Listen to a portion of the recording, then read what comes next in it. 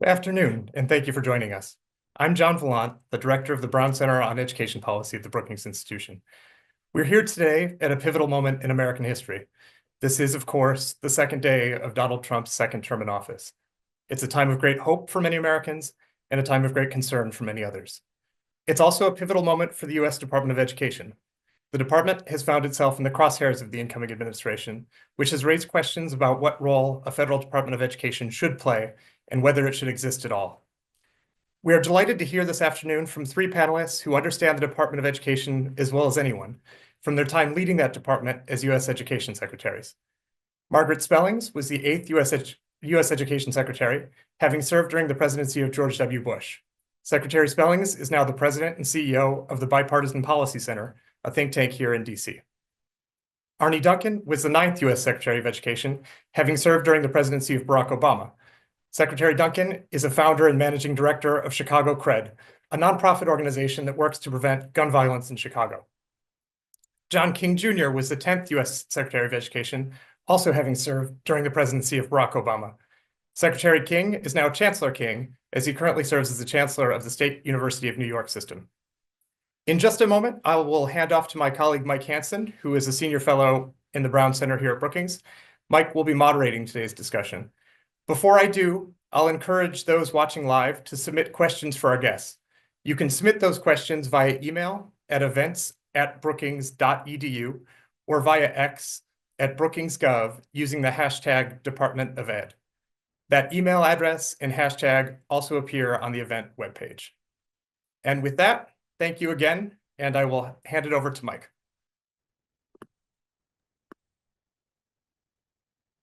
Thank you, John. And welcome to everyone in the audience joining our seminar, our discussion this afternoon.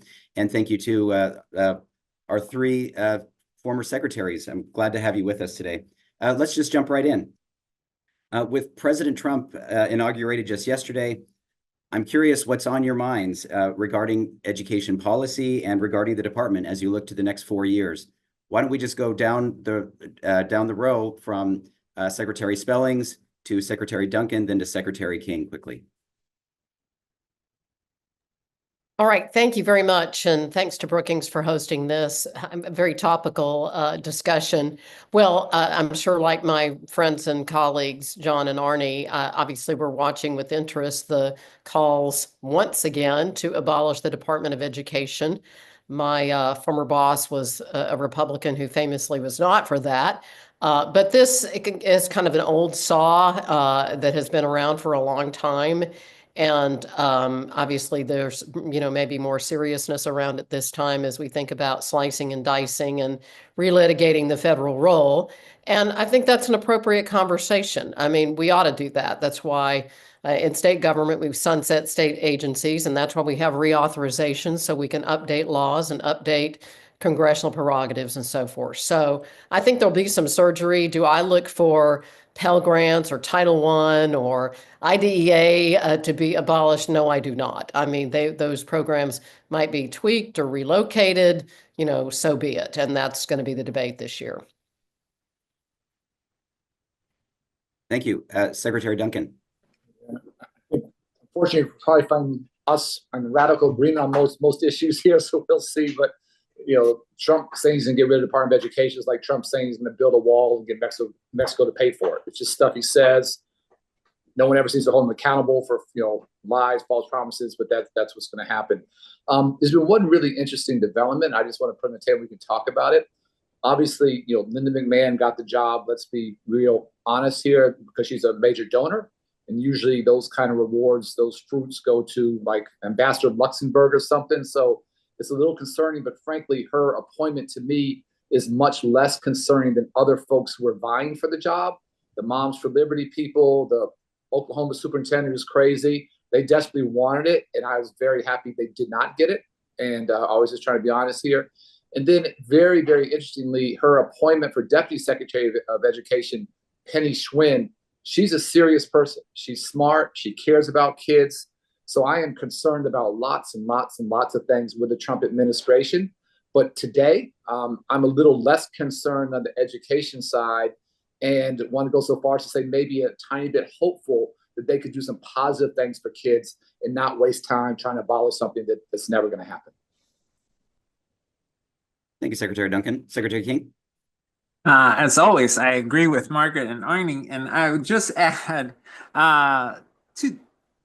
three things I'd be thinking about. One is every administration presents opportunities and challenges, and having been in state, federal roles at a civil rights organization during the time of Democrats in office, Republicans in office, there are always challenges and opportunities. And I think for educators and for states, for folks in jobs like mine running higher ed systems, we should be trying to figure out where are those opportunities and take advantage of those, even as we defend against the challenges. Second question I worry a lot about is, what about the most vulnerable students? And, I think about the impact on undocumented students or students from mixed status families of the conversation about mass deportation and the fear that instills in them and their families. I think about LGBTQ students and how they might feel based on the statements from the administration so far and the executive order yesterday. I worry about low-income students, about students of color, where we still see huge opportunity gaps. And so all of us need to be asking, who's championing the needs of those most vulnerable students? And then the third question I would ask is, where is there going to be a voice for urgency about improving outcomes? And I agree with Arne. It's encouraging to see Penny Schwinn joining the administration, because when she was in Tennessee, she was a voice for urgency around helping students read better, do math better, graduate better prepared for college and careers. We need that kind of leadership in this moment. We are still way behind where we were before COVID. We've not made up for those losses, and we weren't in great shape before COVID. So there's a lot of work to do, and we need the federal government to be at the table, but we also need states and localities to step in and have that sense of urgency too. I'll just add one thing to that, Please. and that if the antidote to a woke agenda, whatever that means, is first principles on reading and math, transparency, accountability, achievement gap, where we've had, dare I say, the three of us, really consistent focus on that for, frankly, all 8 years of the Bush administration and all 8 years of the Obama administration. And so let's get back to talking about how well are students performing in reading and math, those fundamental skills, especially. There are other things. And I would add absenteeism and the chronic issues around our kids not even being in school. But I think we can all agree on those first principles without getting distracted by, some of these red herring matters. Okay, thank you. Now let's step back for a moment and let's look at the big picture. I'd like to hear from you, what are some of Ed's most important roles that they serve in the public education ecosystem? We know it's a very complicated system, but some of our audience members may not understand or may have some misconceptions about the role of the federal department versus the state and local agencies. Anybody want to hop in here and just offer a quick perspective on what it's a big bank. It's a big bank. I think all of us were maybe, because our former bosses were, relentlessly focused on K-12 achievement and a very consistent kind of passionate focus on that. And, we all learned in our tenures there that how much really the big bulk of the work at the Department of Education is focused on, administering these very large loan and grant programs. So that's what a big part of the federal government does. And I think, frankly, ripe for the picking on a lot of improvement, given the FAFSA fiasco and those sorts of things. John, who's living that every day can talk about the implications of it. But other things they do that are important, obviously, and I echo Arne's support for Penny and hope and optimism about Secretary McMahon, that they, know what they've been in government. They know how to work with a legislative body. There's some real encouraging signs. But obviously, focus on those big title programs, IDEA, Title I, and so forth. The Office of Civil Rights is going to be a major focus, clearly. And then there's kind of other stuff too, but it's the big title programs, a big bank, and civil rights matters. Secretary Duncan King, anything to add there? We're probably saying similar things in different ways. For me, it's always three buckets. One is a focus on equity, and John talked about vulnerable students. Margaret talked about chronic absenteeism. There's so many kids across the country, tens of millions, who are too far behind, really fighting to give them an opportunity. And education theoretically should be the pathway to upward mobility and a chance to enter the middle class. So that's huge. The second role for me is around, and part of that, equity is really, Margaret talked about the Office of Civil Rights. They've had an unbelievable champion leading that for a while, Catherine Lehman, who worked with John and I and came back in, and that office could be weaponized now. And I really do worry about the flip there, but that's a really, really important role, fighting for equity. Second thing is a focus on excellence. And Margaret talked about sort of accountability and having high standards and demanding we get better. And the third one for me, that's really a unique role that we tried to play and then didn't play as much as I would have liked because we didn't get the support from Congress, is really a focus on innovation. And I always say, for every challenge in education, we have lots and lots. I promise you somewhere it's being solved. What we don't do in education is we don't scale. If there's a good product in the private sector, nice phone, we all go buy that phone.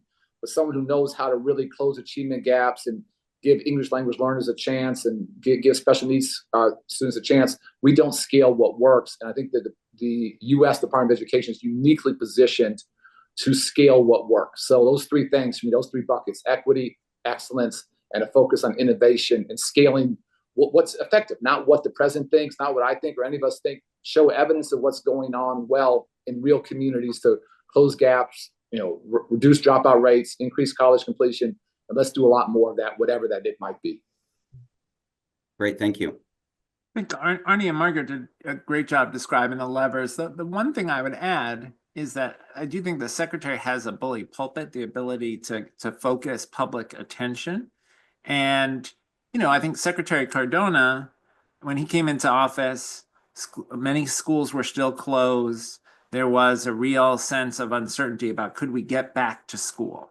And having someone who'd been a teacher and administrator travel the country, encouraging people to get back to school, instilling hope in folks, was very valuable. And that there was money, of course, thanks to the federal government, that was helpful. But it was really powerful to have that voice of positivity about getting back to school. And I think one question for Secretary McMahon will be, how does she want to use her bully pulpit? What is the thing she wants to elevate? I hope it will be urgency about improving outcomes, because that is a threat to the long-term health of our economy and our democracy. But that is a lever she can use, and she should think very carefully about how she wants to use it.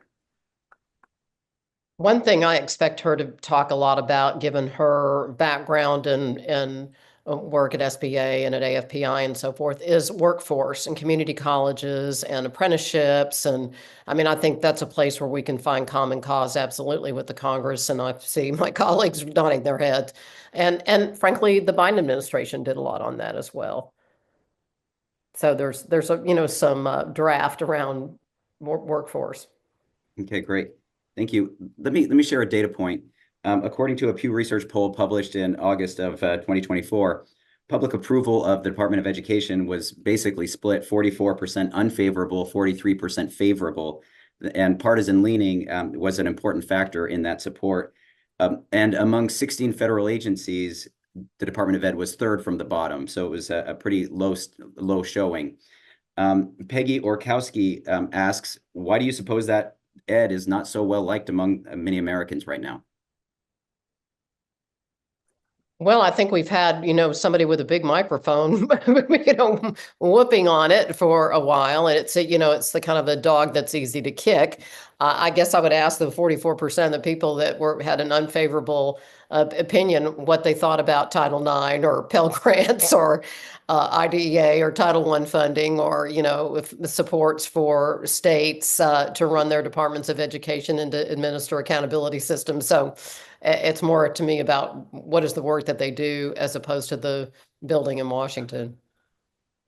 Okay, I think thanks. that's right. And I think there's a real gap between the customer service side of the department and then the things that the department funds. I think there's, near unanimous support, both sides of the aisle, for IDEA and additional funding to support students with disabilities. But that's on the funding side. On the customer service side, the experience of so many Americans is the FAFSA and student loans. And that is not a positive, generally, customer service experience, particularly recently. So, Margaret referenced the FAFSA debacle where that there were so many bugs, it didn't work, it was delayed, it was incredibly inconvenient and disruptive. That hurt.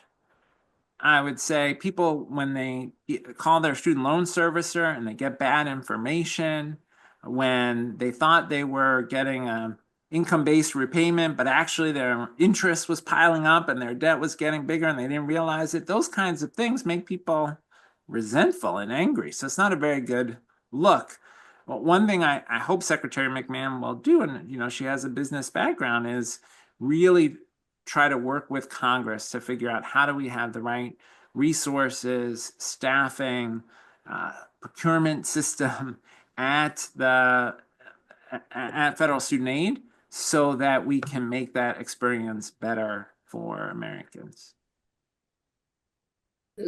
Michael, it's a really Go ahead. fair question, and I think there's a lack of trust or a lot of distrust around all of our institutions, governmental institutions, media, whatever. And frankly, Trump has done a tremendous amount to beat down trust in those institutions.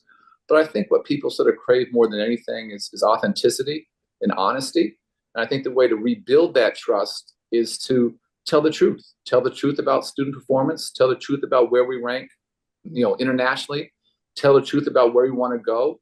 Have some concrete goals that are not left or right, but are nation-building goals around more access to pre-K and more kids reading the third grade and less chronic absenteeism, higher graduation rates, and more folks going to college, and just have a national public dialogue about are we making progress to those goals and what districts are doing the best and what states are doing the best and what aren't. And so there is a crisis of confidence that goes way beyond the Department of Education, but it's for me, it's so critically important we rebuild this. And I think just trying to take the politics out of it, which is easier said than done, just be the truth teller, hard truths, maybe ugly truths, and hold us all accountable for getting better. There's a real chance to increase, I think, public awareness of the importance of the role and public confidence in the role if you have that level of candor. Okay, thank you. Talking about some of these major structural reforms that potentially could be coming down the pike here with the new administration, there are several areas that we've talked about that education performs several functions. So OCR, protecting civil rights, administering student loans. The question is what are some of these? What are areas that are ripe for keeping in-house and that Department of Ed should stay focused on, versus are there areas that potentially should be spun off in some way, or maybe there's some efficiency to be gained by approaching things in a different way? Well, I'll jump in because this is one of the few areas that probably I'm going to disagree with my colleagues on. But in the Bush administration and prior to that, the federal loan portfolio was essentially serviced, externally in the private sector. Period. It was not, it was not a federalized program, if you will, and it was sold to the Congress and was brought into the Department of Education and sold initially as a big moneymaker for the department and for the U.S. government, the taxpayers of the United States. And in the early days, it was. Now, fast forward to COVID, loan forbearance, loan forgiveness, et cetera, some of the stuff that John mentioned, we now have a multi-hundred-billion-dollar, liability. And so I think it is ripe for surgery, with options being returned to, a federal program managed by the private sector, all the way to, relocating it to another department. Now, there have been some feasibility studies about that. And guess what? There's not a lot of people who are jumping up and down at the Treasury Department saying, please let us run the student loan portfolio, for some of the reasons that John says. So I think there'll be some surgery around that program. Absolutely. Okay, thank you. Yeah, I think that's a really fair, subject to look at hard. What I really feel, Michael, is that we'll spend a ton of time and energy and noise on moving X to Y, and it doesn't help any kid learn to read, and doesn't keep one more kid from dropping out of school, and just the amount of time and energy on a facade that doesn't matter. None of these functions are going to go away. If you move something to the Department of Labor or HHS or something, a ton of work. It's incredibly hard to do those things. And like I said, it doesn't benefit any kids. So if we're really focused on children, for me, it's not about moving things. It's about making more effective what they actually do. It's making sure the FAFSA program works. It's making sure that we're getting maximum leverage from our IDA money and our Title I money and our money for pre-K. Those are things you look at. I will tell you the one that I tried to move and didn't work, which is not high on anyone else's list, is the Bureau of Indian Education, which serves some of the least, the children who need the most and get the least, our Native American students. That somehow is in the Department of the Interior. And I desperately would have liked to move that into the Department of Education and actually, try to run that district and help those children who need the best get a better education. That did not happen, but you think about having the Department of Interior literally running a Department of Education for arguably our most disadvantaged children in the country makes no sense whatsoever. With terrible outcomes. And I'll just chime in and say, we tried to move Head Start from HHS to the Department of Education in service to, pre-K and the connectedness with schools, et cetera, and had the same experience Arne had. Wow, thank you for that. Yeah, I mean, I think those are both examples of where if stuff can't move, the people need to work together more effectively. Early childhood really requires Ed and HHS to be at the table together. The Bureau of Indian Education requires Interior and Ed to be at the table together. Making student loans work better requires Treasury and Ed to be at the table together. When Arne and I were there, one of the things that we both worked on was making it possible for people to download their information into the FAFSA directly from Treasury, because people turn in all the information for tax purposes. Why shouldn't they be able to just, with a press of a button, download the information? We finally got that done, but it was a very torturous process. So better coordination between agencies would be wonderfully helpful. DOL and the department could work much more effectively on workforce development issues. Thank you for that. Nancy Sullivan writes in asking whether digital learning or other Edtech solutions might be a lever that could help unleash efficiencies in the department. Is that something that's potentially? The truth of the matter, when people ask questions like that, whether it's about digital literacy or the innumerable tools that are in our toolkit to help students, I mean, the truth of the matter is the Department of Education really has a very light touch on what states and local school districts do and the tools they use to achieve outcomes, et cetera. As has been said, we ought to be relentless on what are our expectations, how are we doing towards achieving those goals, and curriculum mandates, book lists, reading lists, technology, all the stuff is governed at the state and local level where most of the funds are coming from, and rightly so. So, I don't look for more expansion of the feds on those sorts of things when really it's in the prerogative of state and local government now, and probably will continue to be. Okay, thank you. A reminder for the listening audience that you can submit questions to events@brookings.edu. Arne, did you have something to add there? Just to quickly build on what John said earlier, just the convening power of the department. So for me, it's not about this Edtech solution, not. But again, if reading scores are going up, if dropout rates are going down, and if AI is a part of that, and I think there's a lot of evidence, high dosage tutoring has been really, really important to helping kids catch up. And I don't want to walk away from that. The goal is not to mandate any of that, but the goal can absolutely be to shine a spotlight on those ed tech tools or high dosage tutoring, which, maybe it's high tech, maybe a lot more high touch, that's helping change kids' lives and trying to encourage other states and districts to replicate what's working. Okay, thank you. We just talked about the higher education loan portfolio. I want to ask about staying in the higher ed space. I want to ask about gainful employment regulations. To what extent should the federal government impose accountability standards on institutions that receive federal dollars? And does their for-profit status for the institution matter here? I mean, I'm a big fan of gainful employment because if the federal government's going to give you money, you ought to demonstrate results with it. And we ought to look at our students at least making as much when they graduate as they would have if they'd never come to the program in the first place. If your graduates aren't making any more than folks with a high school diploma, that's a problem. And we should take a hard look at that.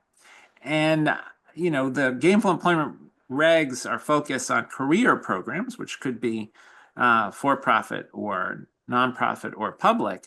But I think there's a strong argument that something like gainful employment should be applied more broadly to investments in higher education. We tried to get at that a little bit in the Obama administration with the college scorecard, just saying students ought to at least know if the graduates of a given program are getting jobs and making enough to pay off their debt. And I mean, I think we ought to be pretty universal in our thinking about that, whether the offerings are in private settings, for-profit settings, nonprofit settings. We have higher ed institutions with pretty sorry outcomes of all kinds. So, since I've been talking about this since the so-called Spellings Commission, and we still have a long way to go. But that's an area that's ripe for review. John and Margaret Margaret ran a huge college system. John's running a huge college system. They're living with this. But on the gainful side, just so, again, your audience understands, when almost all the revenue, at least 90%, it's usually 95, 90%, 96% are coming from taxpayers. We have an obligation to taxpayers to say whether they're getting a return for it. This is not some triumph of private sector innovation. This is absolutely public sector subsidy. And to leave people in a worse position than they started and take advantage of people who are struggling and trying to climb the economic ladder, it is, education malpractice and is morally bankrupt. And they both said exactly, whether it's for-profit, not-for-profit, faith, it doesn't matter. But having accountability for outcomes is critical. I'll give you one that John worked real hard on, where I think the outcomes are pretty darn good, is Second Chance Pell, giving folks who are incarcerated a chance to get their college degrees. And if we want to reduce recidivism and give them a chance to, again, re-enter society and be productive citizens and support their family, that's a fantastic use of our taxpayer dollars. But we should hold that accountable as well. But all of these things, looking at them seriously, making sure taxpayers are getting bang for their buck.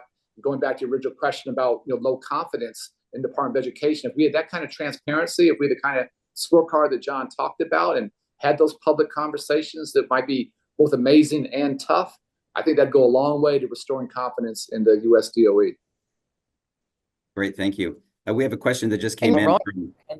The thing that will move it in the wrong Sorry. direction, and this is what I worry about. Look, we could, I mean, here's kind of the binary deal. Let's not have a Department of Education or any federal investment in anything. Everybody go out and do your thing. God bless America. Okay, if we're going to spend federal money, we ought to get something for it, whether it's on K-12 and in the service to the special needs kids or low-income higher ed students. And I think that's a very fiscally responsible and way of looking at it. And that's, I think, our shared orthodoxy around this. Taxpayers want something for their money and they deserve it. Okay, thank you.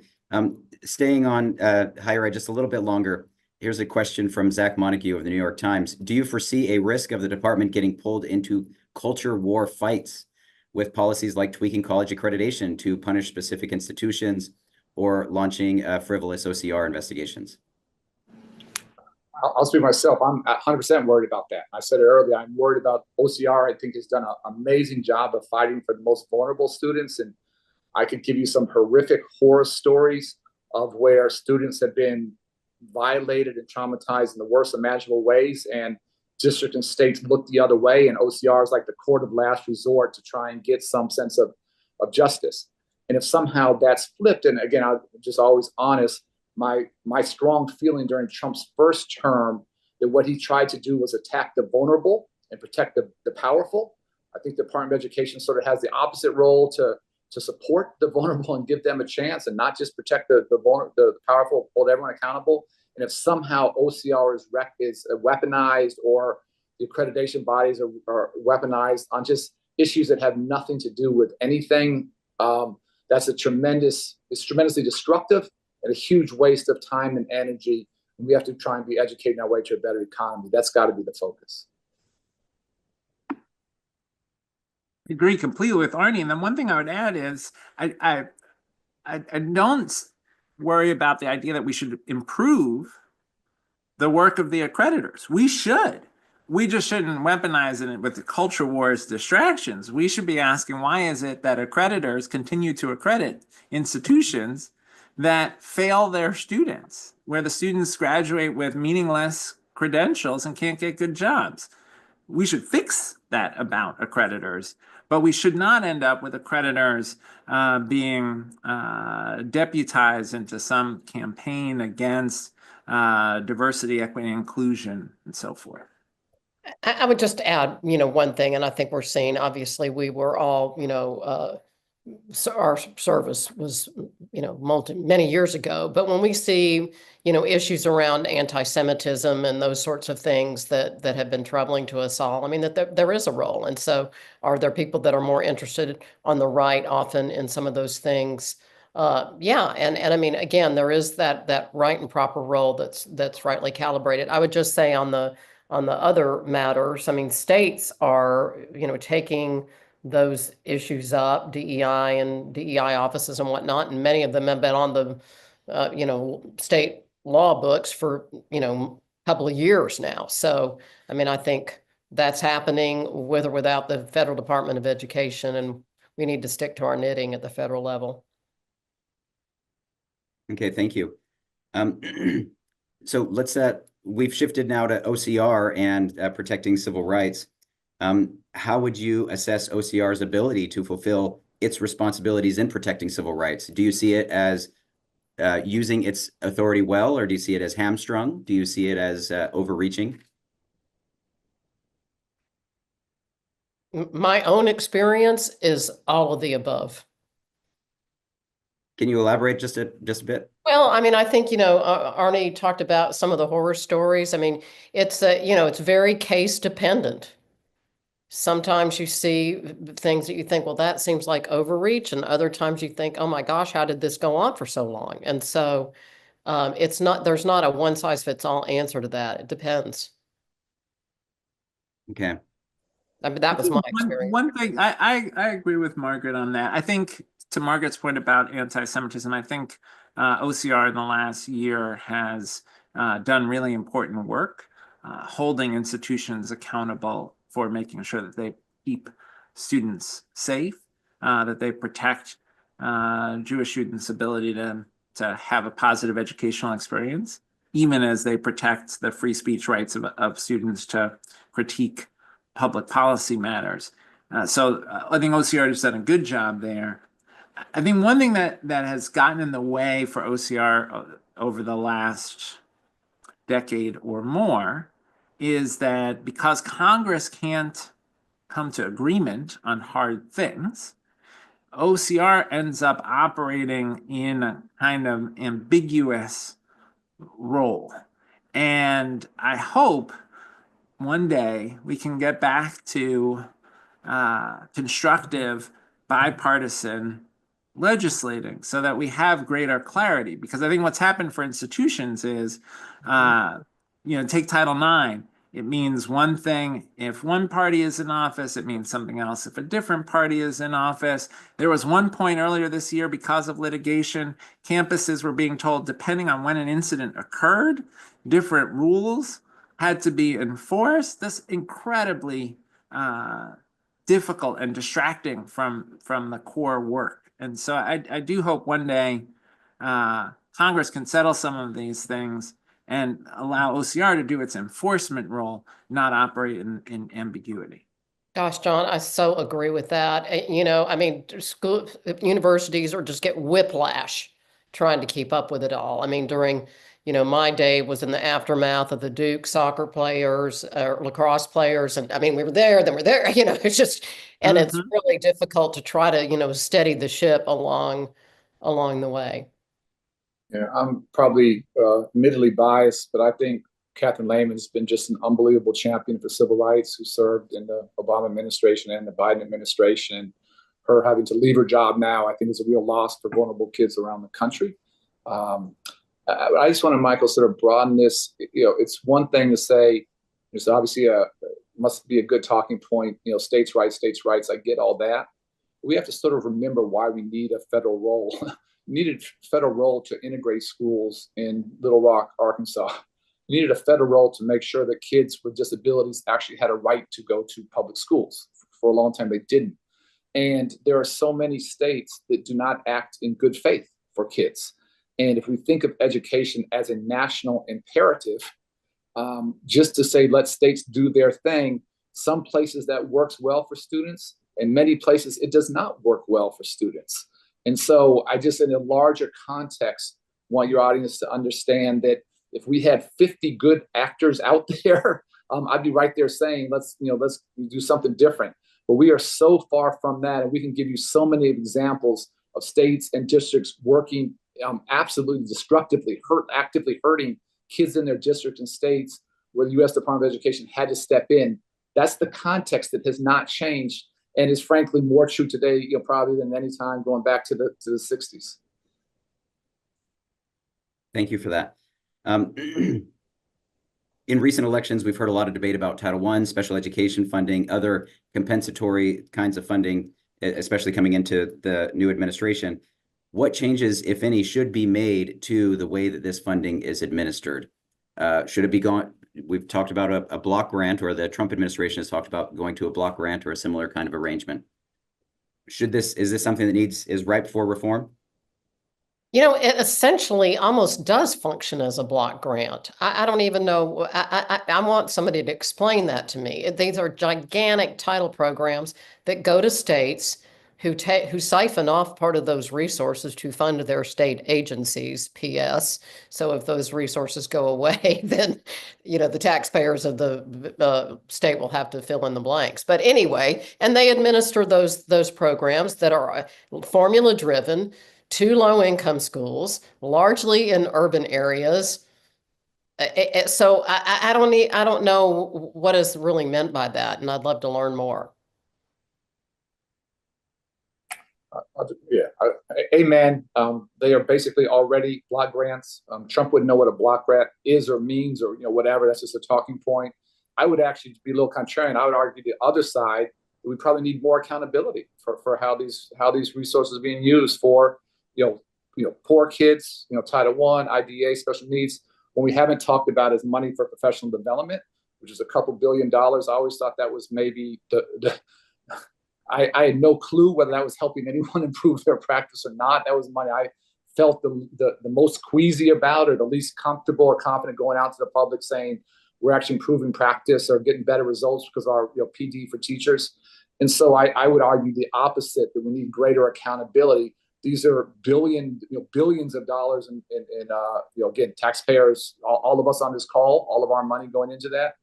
And I would like to know who's getting the best results, what 5 states, what 100 districts are getting the best results for English language learners, for poor students, for kids with special needs, which teachers are improving their practice the most. Boy, that'd be an amazingly powerful thing for the Department of Education to do, to actually start to understand those things rather than continue to block grant them as we do now. Thank you. We're going to now sort of move to sort of open-ended questions. I'm just going to select some that have come in. And so we're going to bounce around a little bit more on the topic areas. But here's one that just came in from Sonia Park. I would love to the thoughts of the Secretaries of Education regarding the career staff at education. It has thinned out considerably since the previous Trump administration. How can the department continue to function without people to do the day-to-day work? And the career folks are amazing, hardworking. They are deeply dedicated to serving the public, extraordinarily nonpartisan. We had many staff who overlapped all of our different eras, and they worked just as hard for each of us because they understood that that's the task, to serve the public interest. We should be doing more to recruit young people to public service. I'm very worried about some of the things that are being said about public service loan forgiveness, because that is one very helpful tool to have people choose government service and stay in government service. So I hope that won't be left by the wayside. A lot of teachers and nurses and police officers who'd lose out if public service loan forgiveness went away, as well as the civil service at the federal level. I also worry that there seems to be this push now to try to politicize more of the jobs in federal agencies. I think that is not good for the long-term success of the country. We need good, nonpartisan civil servants. It's crucial to the good functioning of government. Beautiful. And I mean, no secretary, no administration can be successful without, leveraging the professionals at the Department of Education around an ambitious agenda, period. And I'm sure Secretary-designate McMahon, who runs a big enterprise, knows that she can't be successful without a good team around her. And so, I expect that she'll find what we did, and that is that there's a lot of really capable people working there. To be very, very concrete, Margaret was incredibly helpful when I came in of saying, here are some of the superstars among the career staff. And I can't tell you how many times I thought I had a great idea, and they'd be like, Arne, we tried that 20 years ago. It was a disaster. Don't do that. And they saved me from myself, countless times. And so that just reiterating what both of them said, there's amazing talent there. And Mike, you think about it, the whole talking point is to abolish the department. If there's no good role there, who of quality wants to go work there? People of quality want to make a difference. They want to help kids' lives. They want to do something positive. And so if you want to attract and retain talent, you got to have an inspirational vision for people to come in and devote their lives to doing something like this. And that's the opposite of what Trump is conveying now. And so I think many good people have left and will leave. And I would actually worry about who would go in now unless things somehow turn, because it's not an inspirational place to be. Okay, thank you. Beth Blaufus of Partnership Schools asks, is there a role that the department could provide vital oversight or data amid the growing spread of publicly funded state-private school choice programs, either through ESAs or through private vouchers? Should the department be doing more to monitor or provide oversight here? Well, obviously, school choice programs around the country are designed, by state legislatures. Some of them are required to participate in state assessment systems, and in those states, hell yeah, we should understand that data and the efficacy of those programs. And I think the Department of Education should, not shirk from that at all.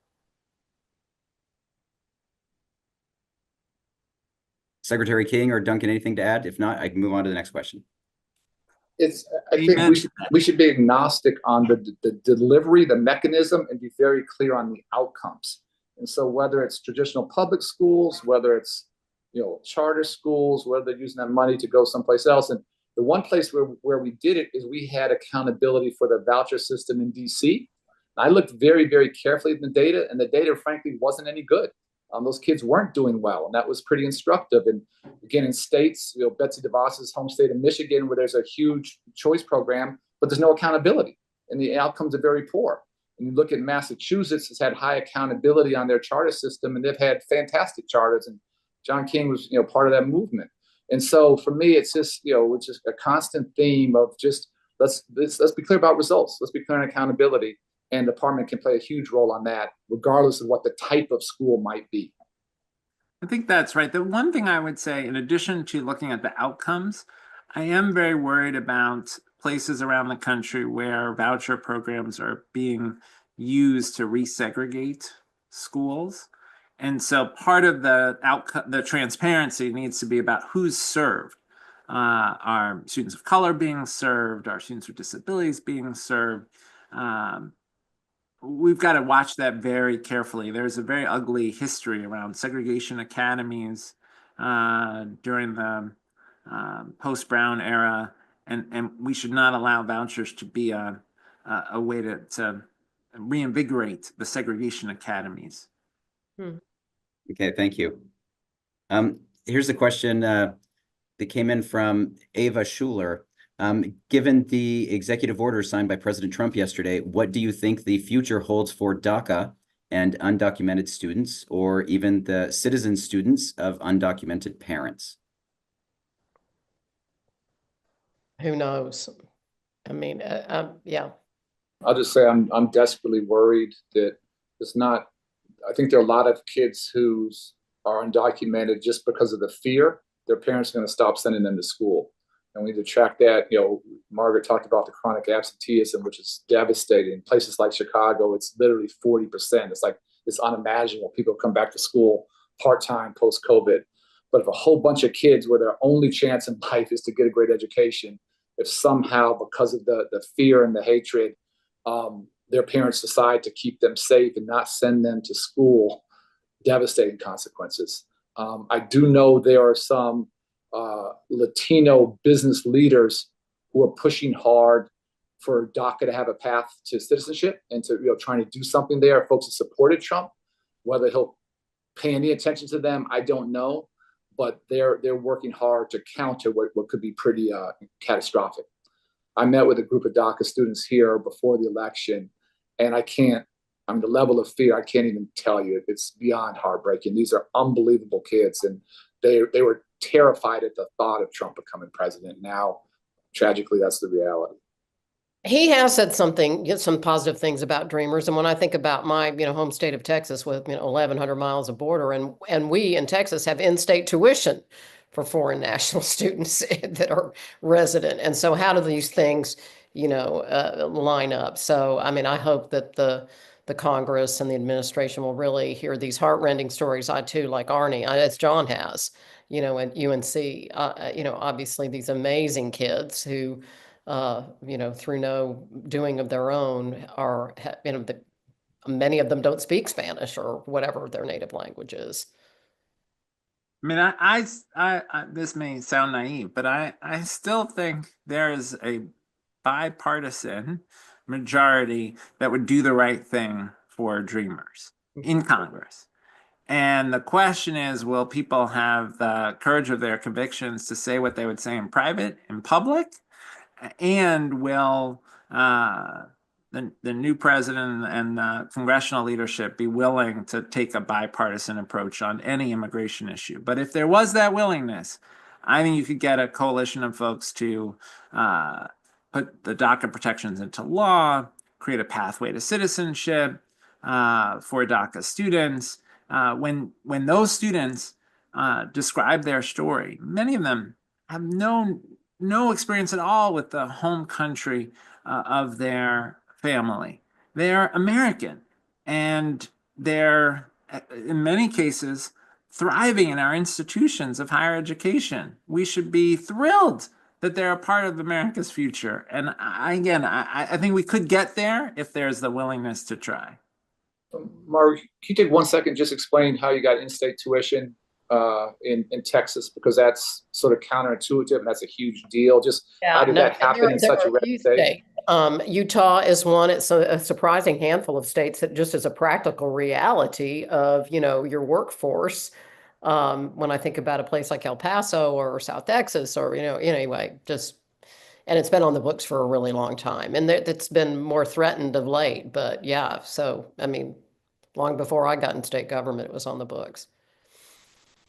Here's But I'm thinking about a student I met at UNC who was the valedictorian of her high school, who was a dreamer and, you know, wanted to become a doctor in rural North Carolina, et cetera, et cetera. I mean, just story after story. So I agree with John. I hope that, you know, the right thing will prevail here. Yeah, thank you. This is a related question, but what do you think about initiatives aimed at overturning the Plyler versus Doe Supreme Court decision from 1982 about access to public schools for immigrant children? I think the courts will settle that as they have Okay. personally, but John or Arne. I agree with that, and just horrifying even to have the conversation. I'd encourage anyone who thinks that to go back and read Plyler versus Doe and read the description of the risk of a permanent cast of people without access to education and opportunity that would be created by locking students out of school. I always try and be honest. I just, you know, for me, so often with Trump, the point is cruelty. That is the point of what he does, is to be cruel. This would be, you know, one of many, many actions that he could take with the point of being cruel. And as I said earlier, harming the most vulnerable. So I can't say what he won't do, because I think he's capable of any of those things, quite frankly. Yeah, thank you. We got a couple questions about international exchange programs.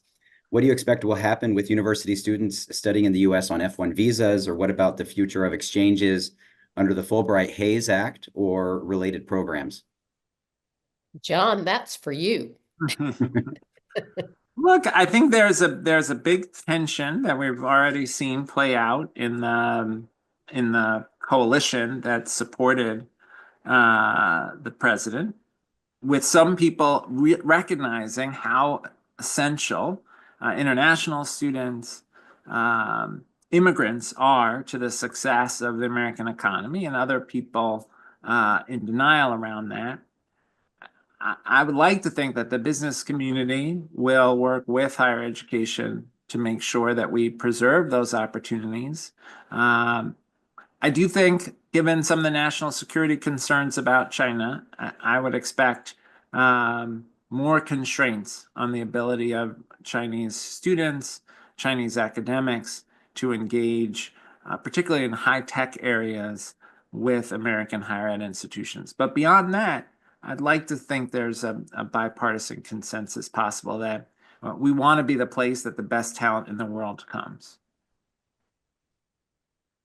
Thank you. Jennifer Richardson of San Antonio asks, what is the future viability of grant programs such as Promise Neighborhoods or full service community schools? I wouldn't look to the federal government for a lot of expansion and role at the moment on that or anything else, honestly. Okay. I'm just taking the Arne Duncan Be Honest playbook here now. Well, that is absolutely helpful. Thank you. Here's a question from Judith Torney-Perta of the University of Maryland, who asks, how has your view of the role of the Department of Education, how has it changed over time and across your different administrations?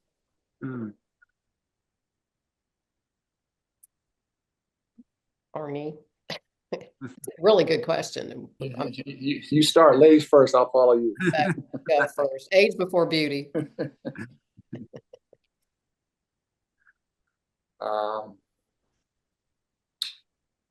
I'll just say I was very skeptical of the role, frankly, before I got to DC. That was not something I ever aspired to do. I was quite happy, you know, leading the Chicago public schools. And actually, which again maybe sounds counterintuitive, my appreciation for the role only grew during my time there, and it's probably continued to grow. That it is a vital, you know, critical role. And I always say that, you know, if a great military is our best defense as a nation, a great education system is our best offense. And we don't delegate the Navy to 50 states, or the Army to 50 states, or the Marines to 50 states, because it's our national imperative. I feel the same thing about education. And so I think the role is absolutely critical. Lots of things I would do differently, lots of lessons learned, and did everything imperfectly. But I have so much respect for the critical nature of the work, for helping change kids' lives, and for helping us compete in a flat world in the global economy for high-wage, high-skilled jobs. And so I am bullish on the role and desperately worried about it being diminished. I mean, I'll pick up there and say, I think Arne had kind of a mic drop moment, which is, why do we have the Department of Education in the first place? I mean, if everybody was knocking the top off, student achievement, and there was opportunity writ large for, et cetera, it's part of the civil rights agenda, and it's as vital today as ever. And that's, been a, widely shared view. I will say, and to John's point about the customer service, I think the FAFSA fiasco it really, really hurt the credibility of the department in the big world, in institutions, in the Congress. The FAFSA is not something that started, 4 years ago. I mean, we've had it for a long time, and it got done, and it worked. And then they tried to do too much too soon. There's reasons, et cetera. But I think that has played a big role in, undermining the credibility and the respect for the department. And I agree about that. I agree with Arne and Margaret. The one thing I would add is Arne mentioned at the outset the importance of the innovation role of the department. And I think I have an ever greater appreciation for the desperate need in the sector for good evidence building about what works.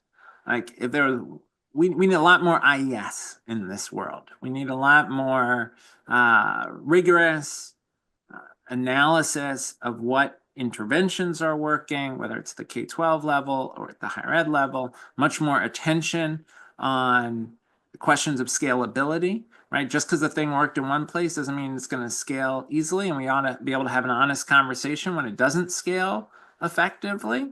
And that's, I think, an under-attended to role that the department can and should play. And only can play when we have data to evaluate programs. And we only have data because the federal government says, show me what you're doing with our money. Mm-hmm. Mm-hmm. So, mic drop for me. Well, this sounds like a great place to end it. I really appreciate your time, Secretaries Spellings, Duncan, and King. This has been a stimulating conversation. We've asked a lot of questions. We've covered a lot of ground, and I really appreciate your generosity in spending a little bit of your afternoon with us. I want to thank those in the audience who've participated and sent in questions. It's really enhanced the program.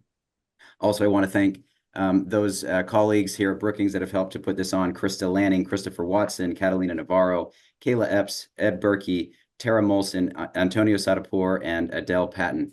And with that, we will sign off, and thanks for tuning in. Thanks. Thanks, everybody. Bye, gents. Bye.